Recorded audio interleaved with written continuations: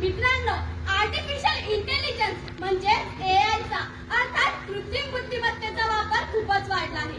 कृत्रिम बुद्धिमत्ता ही आजच्या पिढीमधील मेंदूची सत्ता निष्क्रिय करणारे साधन ठरणार आहे. घराच्या शोधाची जननी आहे असे म्हटले जाते. मात्र त्या गरजेतून मानवजात निष्क्रिय होईल त्यास शापही म्हणता येते. एआय मुळे मानवी सर्जनशीलता, कल्पकता आणि निर्णय क्षमता ही दुबळी होईल हेही तितकेच सत्य आहे.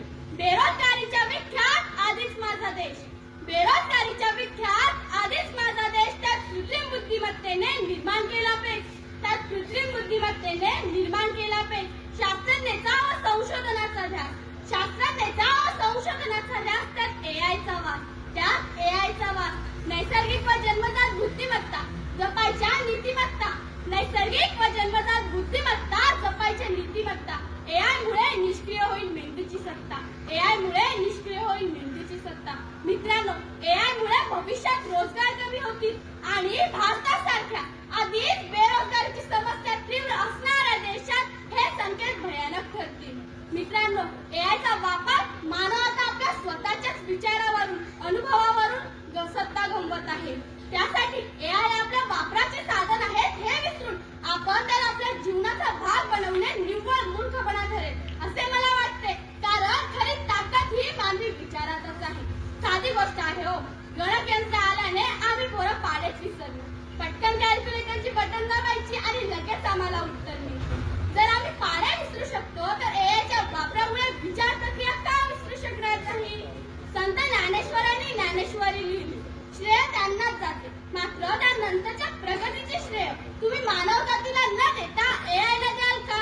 हो, घराला कुलूप लावल्यानंतर तीनदा ते ताणून पाहणारे आपण विज्ञान युगात, मशीनवर विज्ञान युगात वावरताना, भावनाधारित जगात असताना जर एआयवर विश्वास ठेवणे मला स्पष्ट चुकीचे वाटते.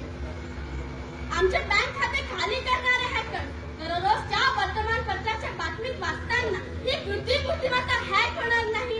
लष्करी उपयोगात जर आपण एआयचा वापर केला आणि एखाद्या बाहेरच्या शत्रू राष्ट्राने ती हॅक केली तर तुम्ही देशाची सुरक्षा वाऱ्यावर सोडणार का? हा मोठा प्रश्न निर्माण होतो. ऐकूनच एआय मुळे जगण्या वागण्यात, विचार करण्यात, मनोरंजनात आमूलाग्र बदल होऊ घातले आहेत. या तंत्रज्ञानामुळे आपली क्रिटिकल थिंकिंग म्हणजेच आपली सखोल विचार करण्याची क्षमता यावर वाईट परिणाम होत आहे. आपण नेहमीच एआयने दिलेल्या उत्तरांवर विश्वास ठेवू शकत नाही, तर त्यावर काळजीपूर्वक आणि विचारपूर्वक निर्णय घेणे आवश्यक आहे. नवतंत्रज्ञानाचा हा वारू बेफामपणे उधळला तर मानवाच्या अस्तित्वावरच प्रश्न निर्माण होतील. आपल्या देशात शुगर, बीपी, हृदयविकार, कॅन्सर यासारखे हजारो आजार असताना जर आपण एआय वर अवलंबून राहून आपली क्रयशीलता कमी झाली तर आजपेक्षा पुढे हजार पटीने आजार वाढणार नाहीत का? हा मोठा प्रश्न निर्माण होतो. शेवटी एकच सांगेल, कृत्रिम बुद्धिमत्तेचा आता तरी सोडा द्या, कृत्रिम बुद्धिमत्तेचा आता तरी सोडा द्या. निसर्गाने आपल्याला सर्वच दिलंय खास, निसर्गाने आपल्याला सर्वच दिलंय खास.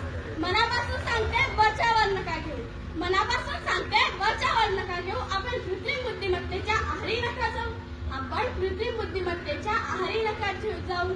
उपजत ठेवा मेंदू चालता, वापरात ठेवा उपजत मेंदू चालता. कारण निष्क्रिय करी एआय मेंदूची सत्ता, कारण एआय निष्क्रिय करी मेंदूची सत्ता. जय हिंद, जय भारत.